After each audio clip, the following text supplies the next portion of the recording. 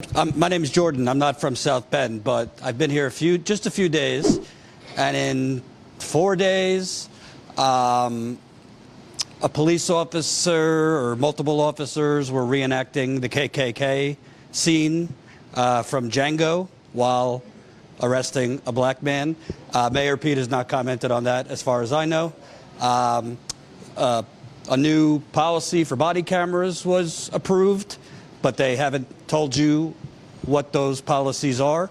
I haven't heard anything from the mayor on that. A homeless man froze to death.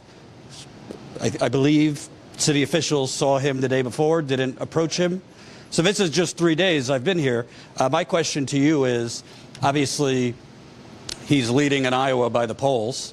New Hampshire, he's close. What should people know around the country about the mayor here?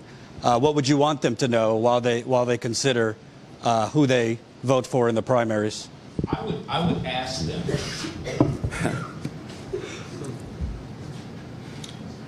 Deshaun Franklin, a young black man, forgive me because I get emotional, was in his bed at 3 o'clock in the morning when 3 South Bend police officers pulled a gun on his mother and father, demanded to come in their house. I was at the conference, the settlement conference, when Deshaun said, "I'm in bed," and I open my eyes and I see boots in my bed. 17-year-old young kid. Officer Nepper. Oh, yeah. You understand? You know that name? You know that name.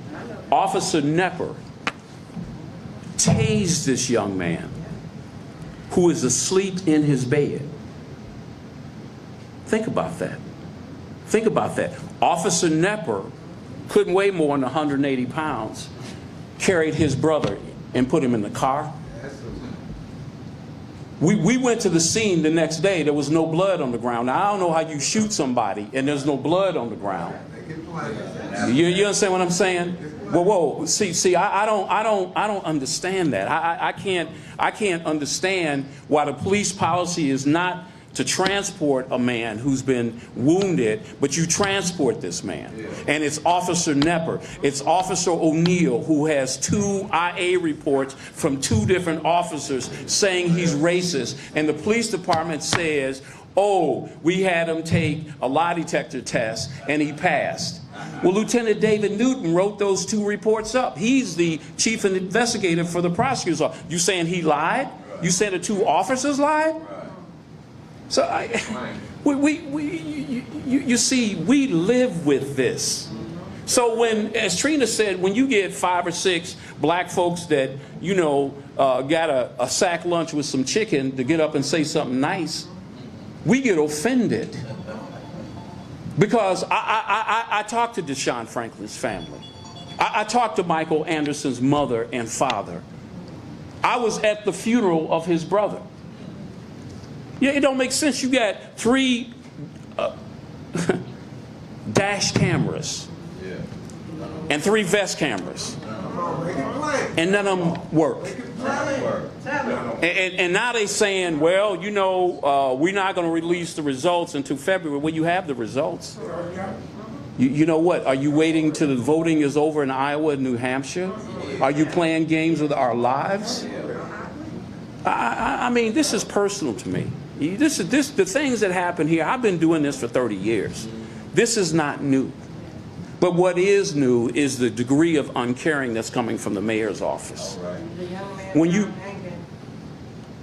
you have no black supervisors at night, no black supervisor. The supervisor that showed up in your brother's case happened to be written up twice, O'Neill, for racism. Now, at night is when things happen. At night is when the police run into people coming home from the club. You understand what I'm saying? At night is when Sergeant Wolf had a busload of black folks that were getting off work. He arrested them for an incident that happened on Lincoln Way. Because they were black. Y'all don't even know about that. Yeah, see? So you got what? You got Chuck Stokes, who was on the force almost 40 years, trained everybody. But he couldn't be promoted over sergeant? You got Diggins. He came, Sergeant. Nate Cannon, Sergeant. Hello? What's happening here is tragic. And it is a culture that is best suited in South Africa in the 60s and 70s of apartheid. Black people are disrespected here. That is the custom here. Disrespected. Disrespected not only the police department, but you don't get any justice in the courts. You don't have a black judge. You have black magistrates, but no black judges here. How could that be? So I'm sorry. I'm not trying to take time. It just is something that I grieve for South Bend. I grieve for South Bend because when I see so-called black leaders, all of them I know got paid. They got broke off, you know what I'm saying, got some money. And they gonna sell out our people because you got crumbs? Let me explain to you something to you. Ain't no black millionaires here, ain't no black wealth here. They give black people jobs. Well, you don't create wealth with a job. And your job is always on the line, so you always gotta do what they tell you to do. Think about the $1.7 billion in public works. We used to have Baptiste and Murdoch contractors here. I was the chairman of the board of the Urban League in 1993, held a meeting of black contractors at Clark Funeral Home, and there was 24 black contractors with Baptiste and Murdoch that led it. O'Neill had a dump truck company. Hope you enjoyed that last video. Hop on over to statuscoup.com where you can sign up for our email list and become a member for as low as $5 to $10 a month. Membership is how we grow. That's statuscoup.com/join. And remember, join our email list so we can grow the revolution with you.